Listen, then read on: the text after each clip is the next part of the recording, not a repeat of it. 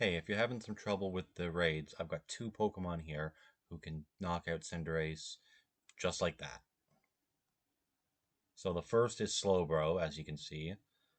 I don't remember where I originally saw this build, but thanks to whoever came up with it. It's pretty simple. I've got a Life Orb on it. It's got Stored Power, Psychic Terrain, Nasty Plot, and Iron Defense with max special attack and health.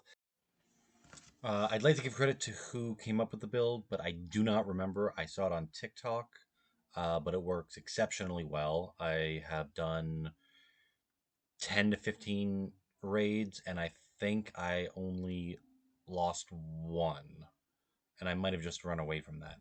Anyway, you're starting off with 3 iron defenses to uh, stop Cinderace from really doing a lot of damage to you. Next, you are then setting yourself up with 3 nasty plots.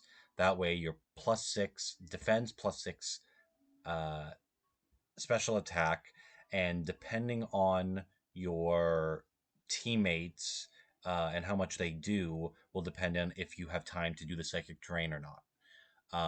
If they don't do a lot of damage, um, you can set up the psychic terrain. If they do more damage, then you're gonna have to forget the psychic terrain because it will stop them. It'll put up the shield, which just prolongs the fight, which is still very doable with it, but it's just more of a pain in the butt with it without it. Sorry. So basically, as you can see here, I'm just kind of setting myself up. I'm not doing any attacking whatsoever. They are attacking, they're falling, but you don't have to worry about them going down because it doesn't affect your overall time when you're going solo. So you can see, actually, the good thing about Arcanine going down is that every time he goes down, Cinderace's attack drops as well with Intimidate. So as you can see here, I'm just kind of setting myself up. We are now I use the stored power because I was afraid that they didn't have enough time, and you can see how much it does. Now the shield goes up with the stored power, or sorry, with the psychic terrain. It'll just take it out one shot. But now we have just a little bit more cleanup, but we have plenty of time to do it in. It feels like it gets a little dicey here because I will be going down at some point. But it's not to fear. You basically just have to set yourself up again. Um, we'll just wait here and see it go. So you can see I still do quite a bit of damage, but it's not as nearly as much. And I get the jump kick off, and I faint. So I've got only a little bit left to go. Not a big deal.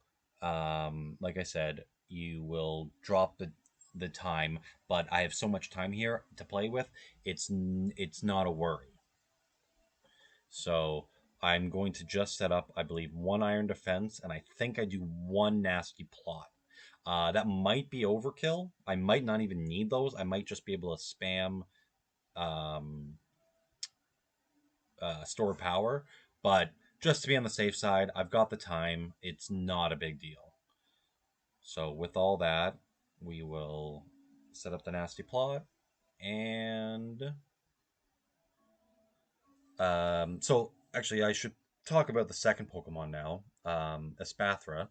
That is a really good Pokemon to use. I don't see too many people talking about it for this raid. I got this build from austinjohnplays.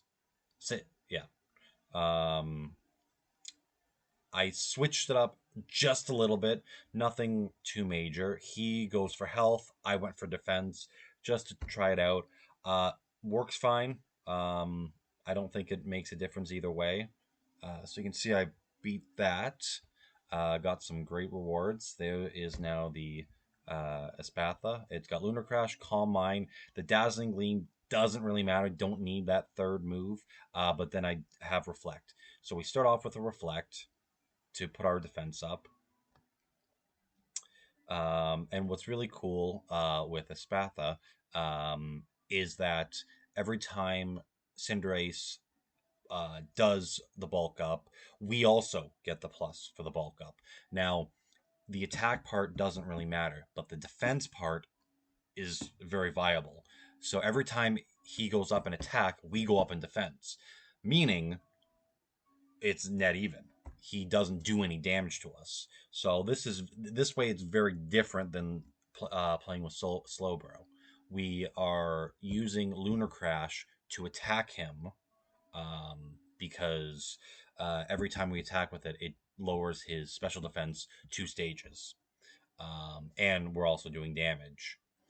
So the goal for this one basically is to do the damage each little bit while knocking down his special defense, which hopefully with your partners they can do a little extra. Luckily, Arcanine's using Flamethrower, which is special. Gardevoir, I think, is using Dazzling Gleam. Not sure, but regardless, it will be using a special attack. And the other is probably more physical. So he was probably not doing too much. I wasn't paying too much attention. I was just kind of focusing on mine because they'll do a little bit of damage, but they're not the ones who are going to knock it out. So you see the opportunist chart activates. Now the biggest problem with Espathra is, I'm not sure if I'm pronouncing that right. Which is why I keep changing how I'm saying it. But is that because it's just me setting everything up, it takes a little bit longer. And I find with this one, because of all the wording, I feel like it takes a lot more of the time down. So I'm going to get right down to the end, and it's going to look really close. But I feel if you had friends with everybody using Espathra, it would be down in no time. So you would set up with one Reflect, with one of them using it, and then the other 3 all using Lunar Crash, and then it's immediately down. And then you just, at that point, you can throw some Combines in there if you have time. Again, I feel if you were with a teammate, you would have the time to do it. But you can see now, I think that was the second time I went down. Yeah, so and I'm now looking like I'm behind. I actually thought I was gonna wipe on this one, and eventually I just continue on attacking. Now, the thing that is different about Espathra versus Slowbro is that you're not doing enough attacks with Slowbro to be able to terrestrialize. With Espathra, you are, and that's actually huge. So now, as you can see, I'm about to use it. And it gives you just that extra bit of damage. And that's, especially when the shield's up, that's huge. I find the animations a little bit long, but as you can see, like the timer is quite a ways down. And I also get, I believe this is the run as well, that I get very lucky.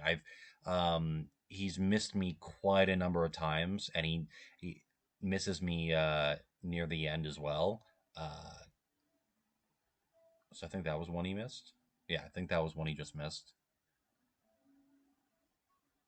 And then he knocks me, but I'm not sure if the Terrestrialize actually helps with defense, but I feel it does. But it either way, we're going through it now.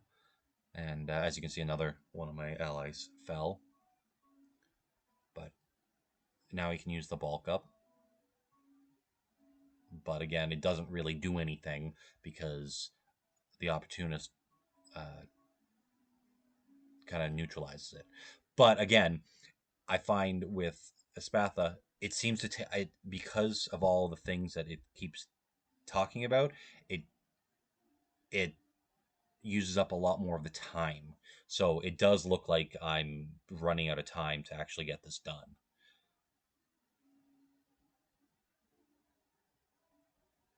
But Let's see, and then I think the Gardevoir actually knocks it out of the shield. But luckily, because of the amount of damage I'm doing, I'm keeping myself healthy as well.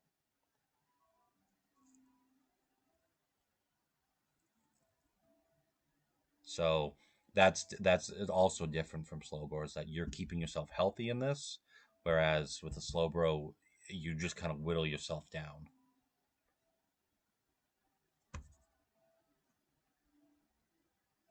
So yeah, you can see we're just at the end there. There's just a little bit of time left and just a little bit of health. All I need is one more shot, but then you've got that going.